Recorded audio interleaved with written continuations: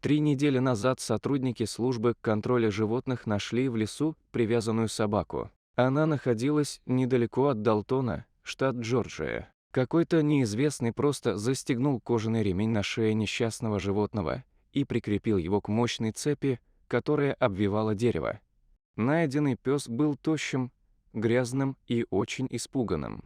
«Понятно, что у этой собаки было очень жестокое прошлое», — говорит Кортни Белль, директор службы спасения и реабилитации животных с особыми потребностями. «Я не думаю, что мы когда-нибудь узнаем, что он на самом деле пережил, но то, в каком состоянии мы его нашли, доказательство его ужасной, мучительной жизни, которая у него была до спасения». Офицеры, нашедшие беднягу, немедленно доставили его в приют, где назвали Стюартом. Но даже в теплом здании, окруженный добротой и заботой, пес никого к себе не подпускал. «Он не хотел, чтобы его трогали», — сказала Белль. «Иначе он будет рычать, а потом просто спрячется в углу и повернется лицом к стене». Он был закрыт от всего мира, в полном ужасе.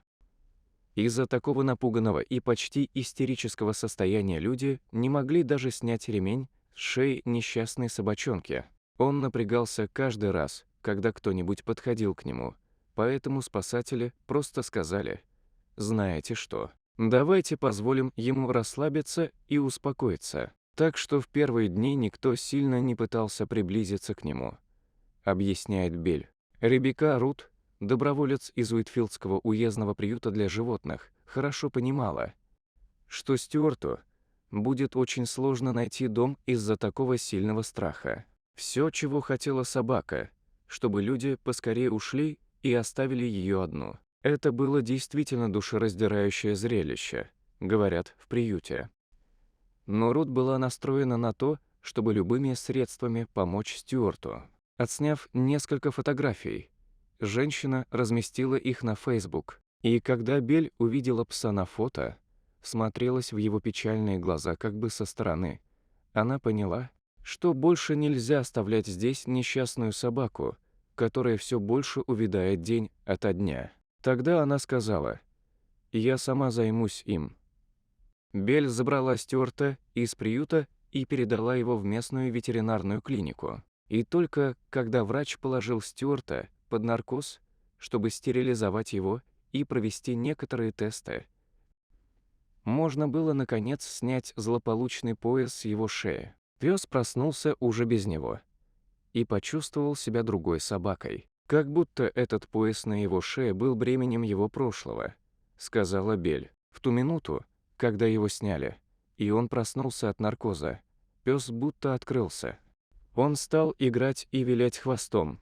Сейчас Стюарт все еще находится в клинике, но Белль уже ищет для него такой необходимый ему дом. «Кажется, ему действительно нужно кому-то отдавать свою любовь», — сказала Белль, когда пес начал играть с одним из работников. «Видеть, как он играет с игрушкой, было для меня самой удивительной вещью на свете», — сказала Белль.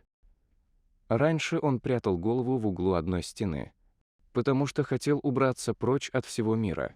А теперь он играет с игрушками и ласково виляет своим хвостом. Это замечательные улучшения.